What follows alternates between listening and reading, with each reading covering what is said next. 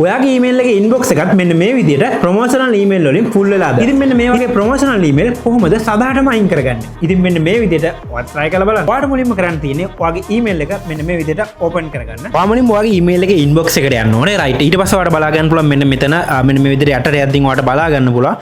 මෙතන තියෙනවා manage subscription කියලා. අන්න එතනක පාරක් touch කරන්න. right. touch කරාට පස්සේ ඔයාට බලා ගන්න පුළුවන් ඔයා මේ වෙනකොට subscribe කරලා තියෙන ඊමේල් එහෙම නැත්නම් වෙබ්සයිට් මේ විදිහට ඔයාට පෙන්නලා තියෙනවා.